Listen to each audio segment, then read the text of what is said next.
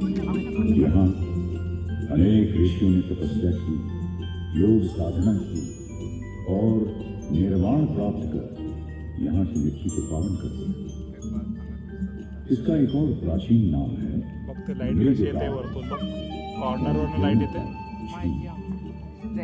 यहाँ के वन में हर तरफ लांछे मारते हिरण नजर आते थे। लगभग 2700 साल पहले यहीं की पगडंडियों पर अंकित हुए थे बुद्ध के चरण चिन्ह। तथागत के चरण स्पर्श से तीर्थ बन गई थी सारनाथ की ये पुण्य धारा।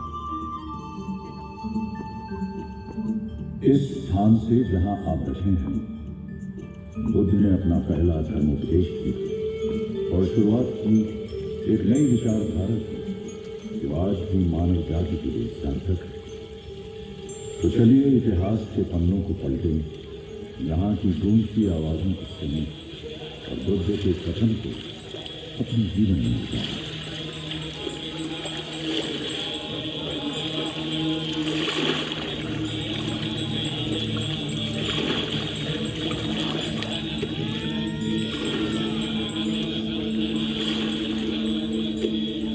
कुछ ही दूर एक शहर है, दुनिया के सबसे प्राचीन शहरों में से एक शहर जो इतिहास में कई नामों से जाना। सबसे पहले काशी, फिर बनारस और अब वाराणसी।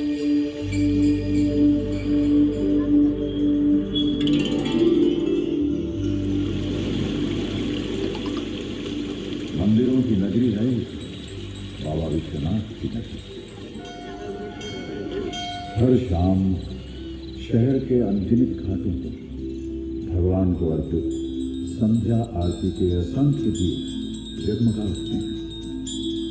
आरती की ध्वनि मन को शांति प्रदान करती है। शहर एक अनूठा ही ध्यान है।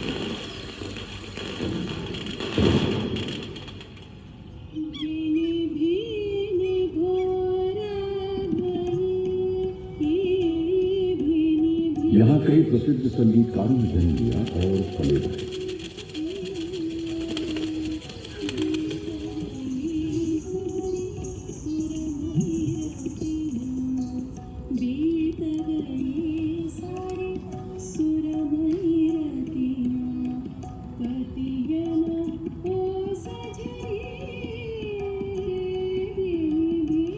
युगों से विश्व का आध्यात्मिक केंद्र रहा है ये शहर। 1916 में स्थापित बनारस हिंदू विश्वविद्यालय एशिया के सबसे बड़े विश्वविद्यालय के रूप में प्रसिद्ध है। वर्षों से जलती चिता की आग, मणिकर्णिका घाट। मान्यता है यहाँ पार्थिव शरीर का दाह संस्कार करने से मोक्ष की प्राप्ति है।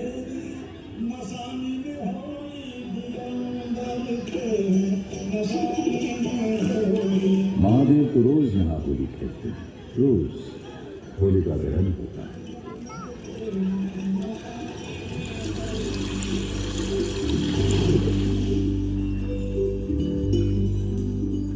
जिंदगी से धड़कती उमंगें सजोई यहीं तो बसा करते थे कबीर, बसे थे तुलसीदास। मनुष्य के हाथों ने बनाई यह अभूतपूर्व नगरी और वो ही शांति की तलाश, गंगा में डुबकी लगा तन और मन की शुद्धता, आध्यात्म की जिज्ञासा यहाँ खींचा चला। वाराणसी सिर्फ एक प्राचीन नगरी ही है, मनुष्य और उसकी श्रद्धा का इतिहास है। ये शहर कैसे बसे, इनको बनाया किसने?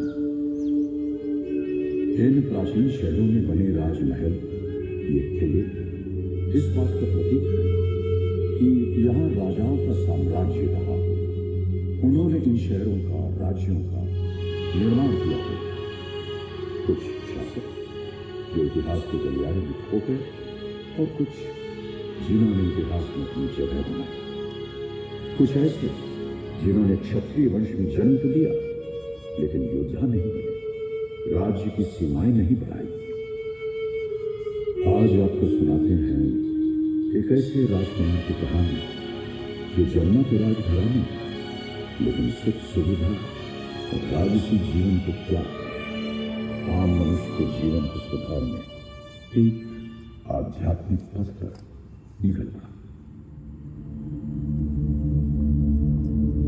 कई वर्षों पहले एक शासक राजा शुद्धोधन और उनकी रानी माया देवी के परिवार में पुत्र ने जन्म लिया। ये बालक किसी महल में नहीं बल्कि एक उपवन में पैदा हुआ, लुम्बिनी उपवन। एक राजकुमार ने जन्म लिया। उसके चेहरे पर पड़ रही सूरज की रोशनी उसे एक अलौकिक चमक दे रही थी। शायद ये कोई संकेत था। ग्रहों की स्थिति समझकर ये धारणा भी बनी कि ये बालक या तो एक महान राजा बनेगा या फिर एक आध्यात्मिक गुरु। बालक का नाम सिद्धार्थ रखा गया। राजा शुद्धोधन चाहते थे कि राजकुमार समय आने पर वंश को आगे बढ़े और एक महान राजा बने। वो सिद्धार्थ की तकदीर बनाने में लग गए या उनका ऐसा भ्रम था। समय बीता और सिद्धार्थ 29 साल के हो गए। क्षत्रिय वंश के एक लंबे चौड़े खूबसूरत राजकुमार, वो राजकुमार जिन्होंने अपने जीवन के 29 वर्ष महल की चारदीवारी में हर संभव संसाधन के साथ व्यतीत किए, बाहर की दुनिया से पूरी तरह अनजान। एक महल के प्राचीर पर खड़े सिद्धार्थ ने उन्होंने वो देखा जो आज तक नहीं देखा। वो शायद उनकी कल्पना से भी बड़े उनके दिल में सवाल किस तरह के लोग वहां रहते हैं, किस तरह की चीजें हैं, मैं जानता नहीं, कभी देखा भी नहीं, पर देखना चाहता हूं। एक दिन चुपचाप महल से निकलकर अपने एक साथी के साथ सिद्धार्थ उस नई दुनिया में आए। यहाँ तो हवा बिल्कुल वैसी है जैसी हवा में हम रोज सांस लेते हैं। पेड़ और फूल भी वैसे नहीं जैसे महल की बागीचों में। इस बढ़ते हुए पानी की कटकल, इसका रंग भी बिल्कुल अलग है। राजकुमार को एक बीमार आदमी दिखाई दिया। सिद्धार्थ विस्मित हो गए और अपने मित्र से पूछा, ये आदमी ऐसा क्यों दिख रहा है? राजकुमार, ये आदमी स्वस्थ नहीं है, बीमार है। कुछ आगे बढ़े, उन्होंने एक बूढ़ा आदमी देखा। इस आदमी की ऐसी अवस्था क्यों? इसकी उम्र हो चली है राजकुमार, काफी उम्र हो गई है। आगे जाकर एक व्यक्ति का मृत शरीर देखा। ये व्यक्ति ऐसे क्यों पड़ा है? साथ बैठे लोग ये क्या कर रहे हैं? इस व्यक्ति का जीवन शेष हो गया राजकुमार। साथ बैठे लोग इसके परिवार के सदस्य हैं, शोकाकुल हैं, वेदना में। जिन लोगों को मैं जानता हूं, जो मेरे परिवार के सदस्य हैं, महाराज, मेरे पिता, परिवार के अन्य लोग, वो मेरे दोस्त जिनके साथ में बड़ा हुआ हूं, क्या सभी के साथ यही होगा? सबके सब। राजकुमार, बुढ़ापा तो सब पर आएगा। हम सभी कभी न कभी बीमार भी होंगे और हम सभी को मृत्यु भी प्राप्त होगी। महल के अंदर की दुनिया उन सच्चाइयों से परे थी जिनसे सिद्धार्थ का आज सामना हुआ था। उनकी दुनिया आज टूट कर बिखर गई, वो शोक में डूब गए। वो उन सभी दृश्यों के जवाब चाहते थे जो उन्होंने महल के बाहर देखे। उन्हें इस बात का आभास हुआ कि अभी तो बहुत कुछ देखना है, समझना है, जानना है। उनके मन की आवाज उन्हें बार बार झोंक रही थी कि वो उन सच्चाइयों के महज गूंगे दर्शक बनकर नहीं रह सकते। उन्हें उस सच्चाई को खोजना था जिनमें जीवन के जवाब छिपे थे। उस दिन के बाद सिद्धार्थ चुपचाप कई बार महल की सीमा के बाहर निकले, सच्चाई की तलाश में। उन्हें जवाब चाहिए थे। अपनी ऐसी ही एक यात्रा के दौरान सिद्धार्थ ने एक साधक को देखा जो गहरे ध्यान में लीन थे। उसकी आंखें धीरे से खुली और सिद्धार्थ की आंखों से मिली। उनके विचार जुड़े। सिद्धार्थ को उसी क्षण एहसास हुआ कि जो उत्तर वो बाहर खोज रहे थे वो तो उनके भीतर ही थे, उनके स्वयं थे।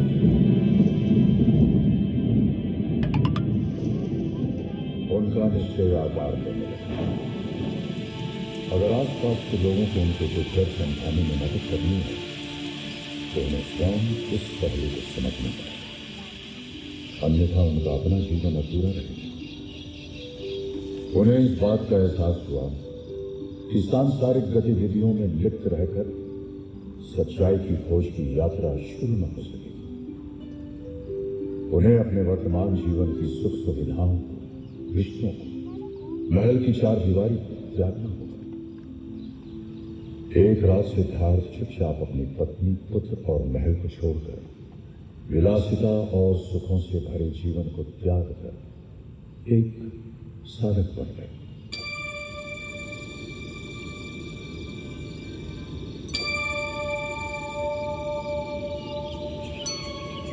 नए रास्तों और दिशाओं में चलते हुए सिद्धार्थ कई भिक्षुओं और ध्यान सिखाने वाले गुरुओं से मिले। उनकी पद्धति सीखी और उसमें महारत हासिल की। वो गहरे ध्यान में लीन होते गए। एक आश्रम में 5 भिक्षुओं के एक दल ने उन्हें ध्यान की इस अवस्था में देखा। उन्हें लगा कि ये व्यक्ति बुद्ध बनेंगे और यदि इस प्रक्रिया में वो उनके साथ रहे, उनसे जुड़े रहे, तो उन्हें भी विवेक और ज्ञान की प्राप्ति होगी। ये कौन है? चेहरे पर इतनी शांति, अपने चारों तरफ की ध्वनि से अनजान, अपनी तपस्या में लीन। इनका अनुसरण करना चाहिए। इनके साथ रहें तो हमें भी ज्ञान की प्राप्ति होगी। वो सिद्धार्थ के पहले अनुयायी बने। कौटिल्य, महानमन, वक्त, भद्रिदय और अष्टसिद्धि। इन्होंने सिद्धार्थ का अनुसरण किया, उनकी सेवा की और ज्ञान प्राप्त किया। सिद्धार्थ की साधना चलती रही, लेकिन लगभग 6 वर्ष के बाद भी उन्हें अपने प्रश्नों का जवाब नहीं मिला। उनको एहसास हुआ कि मंजिल बहुत दूर है और समय एकमात्र जीवन का। वो चाहते थे कि उनके आसपास के लोग जन्म, मृत्यु और उसके बीच के काल को समझें, जीवन के सार को समझें। उनके लिए जीवन का सार एक दिए के समान था। अगर हम एक दिया जलाते हैं तो कुछ समय पश्चात वो बुझ जाता है, और अगर हम एक दिए से अनेकों दिए जलाएं तो चारों ओर इतना प्रकाश फैल जाएगा कि प्रकाश सीमित नहीं रहेगा। वो औरों का जीवन भी रोशनी से भर देगा।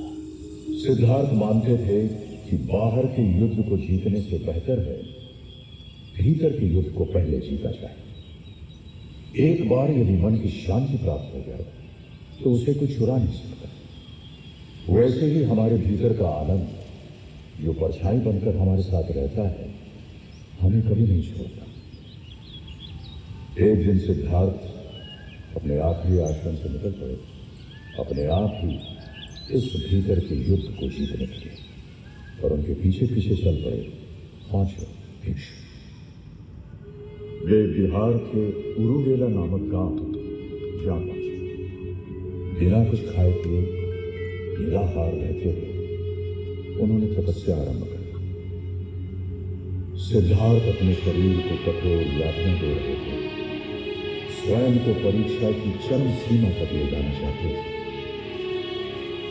एक दिन ध्यान करते हुए सिद्धार्थ अचेत हो गए। जब होश आया, उन्होंने विचार किया कि सत्य की खोज का यह मार्ग सही नहीं था। हमारा शरीर एक वीणा की तरह है। यदि वीणा के तार ढीले छोड़ दिए जाएं, तो कोई स्वर नहीं निकलेगा, और यदि वीणा के तारों को कसते कसते बांध दिया जाए, तो टूट जाएंगे तार। ये सब विचार करते करते वे पास के ही गांव में एक गृहस्थ के द्वार पर पहुंचे। वहां पहुंचकर क्षीण कंठ से उन्होंने पुकार लगाई, भिक्षा दो।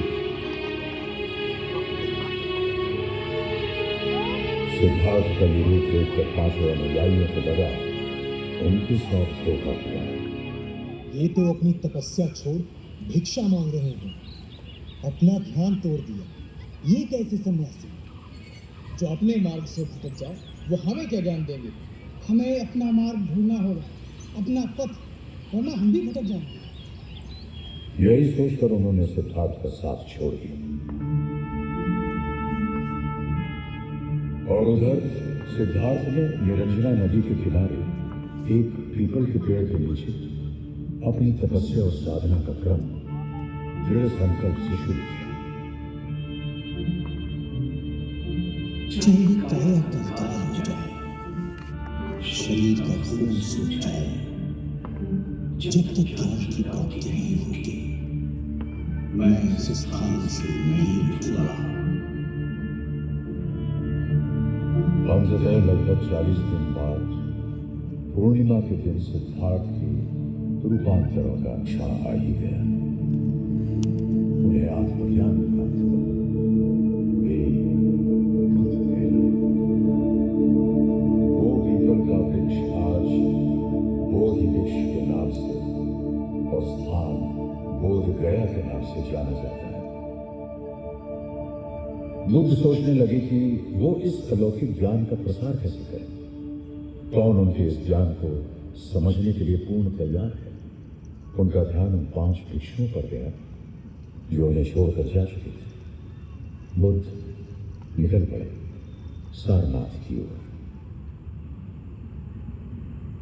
यात्रा और ध्यान करते हुए बुद्ध सारनाथ पहुंचे।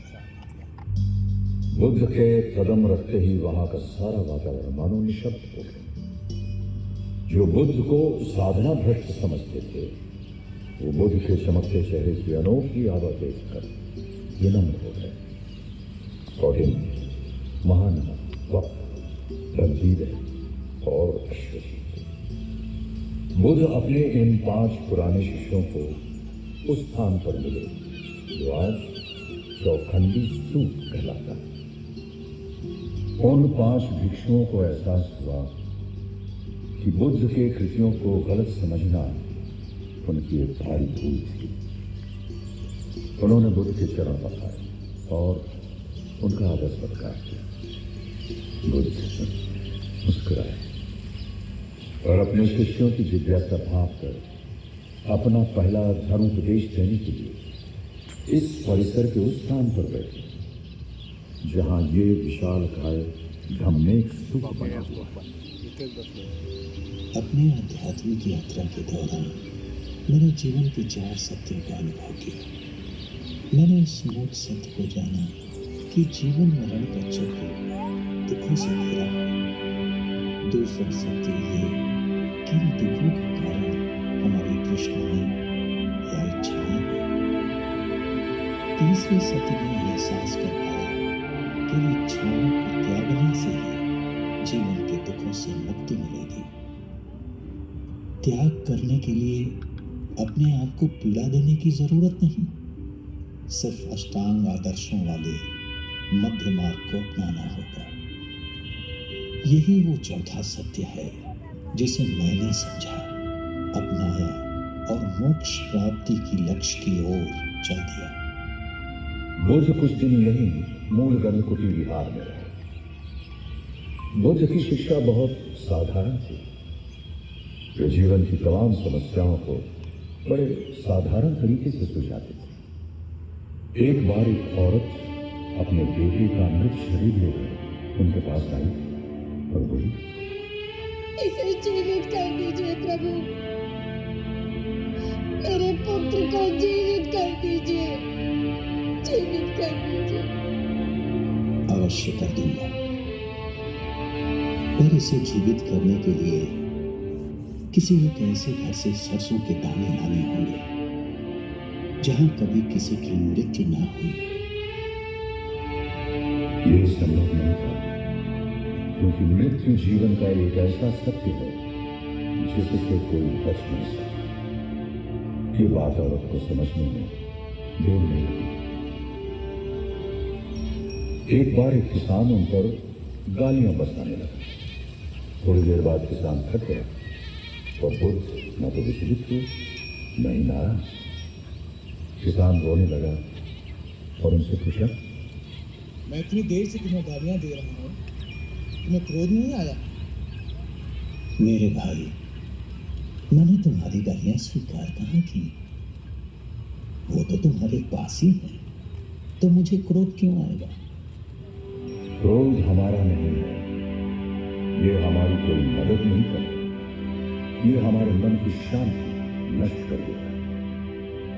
हमारे अंदर विचारों का, भावनाओं का कितना ही तेज मंथन है, इसके स्थिर होने पर पता चलेगा कि पीछे एक ठहराव है, एक अलौकिक शांति।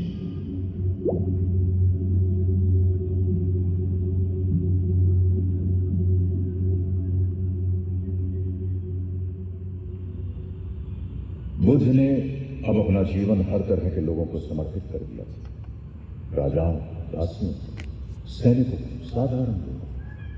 उन्हें लगता था ये सब आत्माएं उस मटमैले पानी की तरह हैं जिनके नीचे व्याप्त शांति है, मगर वो सब उससे अनजान है। एक तालाब में जहां लोग स्नान करते हैं, अपने वस्त्र धोते हैं, तो तालाब का पानी कैसा दिखता है? गंदा दिखता है। और क्या तालाब का पानी गंदा है? नहीं, पानी गंदा नहीं है। पानी को थोड़े समय के लिए विचलित न करें, उसे शांत रहने दें, तो सारी गंदगी थोड़ी देर में तालाब के तल में बैठ जाएगी और पानी पुनः अपने वास्तविक रूप में दिखाई देगा, शांत और स्वच्छ। बुद्ध ने संघ की स्थापना की और अपने पहले 60 भिक्षुओं को देश की अलग अलग दिशाओं में भेजा ताकि वो लोगों से मिले और बुद्ध के विचारों को जन समूह तक पहुंचाए। बुद्ध एक और लंबी यात्रा पर आगे बढ़े। उनका लक्ष्य लोगों तक पहुंचना और अपने उद्देश्यों द्वारा उन्हें जीवन को सही तरह से जीने की राह दिखाना। शासकों का नाम उनके शासनकाल से उनकी जागीर से जाना जाता है। किसका कितना बड़ा साम्राज्य था, किसने कितने समय तक राज किया और कैसा राज किया। ईस्वी पूर्व 30वीं शताब्दी में मौर्यकालीन शासक सम्राट उन्होंने कलिंग साम्राज्य के साथ युद्ध किया और विजय प्राप्त की। लेकिन युद्ध के बाद जब उन्होंने चारों तरफ विनाश किया, उनका दिल पश्चाताप से भर गया।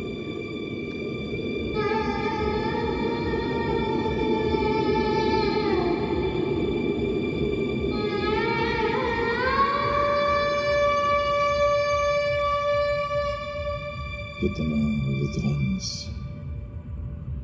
इतना विनाश अब और नहीं। युद्ध नहीं। सम्राट अशोक के संवेदनशील हृदय में अहिंसा, करुणा और मैत्री का धर्म, बौद्ध धर्म स्वीकार किया। उपासक बनकर उन्होंने धर्म प्रसार का कार्य आरंभ कर दिया और सारनाथ में बुद्ध से संबंधित कई स्मारकों का निर्माण करवाया।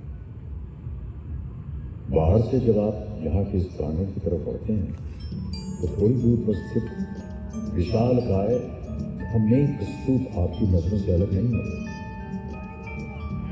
इस स्तूप का मूल निर्माण सम्राट अशोक ने ही कराया।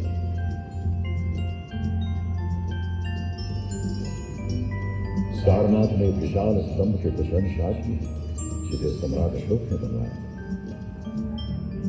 इस स्तंभ के ऊपर 4 शेरों वाला सम्राट का राज चिन्ह और धर्म चक्र बना हुआ है, जो आज भारत का राष्ट्र चिन्ह बन गया है। सम्राट अशोक ने संग्रहालयमध्ये आहे ते. धर्म राज्य का स्तूप और बौद्ध भिक्षुओं के रहने के लिए विहारों का निर्माण करवाया। सारनाथ में बुद्ध के निवास स्थल मूल गंधकुटी विहारा बनवाकर उन्होंने बुद्ध के प्रति अपनी श्रद्धा रखी। बुद्ध थे तो एक आम मनुष्य जो युवराज के रूप में पैदा हुए, अपने आसपास के जीवन को देखा, दुख दर्द को देखा और एक लंबी यात्रा पर निकल गए। उनकी देशना, उनके वचन हमारे वर्तमान दौर में और भी सार्थक है। सारनाथ भारत का एक बौद्ध तीर्थ है, बौद्ध धर्म का संपूर्ण संसार है। बुद्ध के चरणों की कंपन, उनके वाणी की गूंज मानो आज भी यहाँ के स्तूप, अशोक स्तंभ और विहारों के अवशेषों में बसी हुई है। विश्व का गौरव, संस्कृति का सार, सब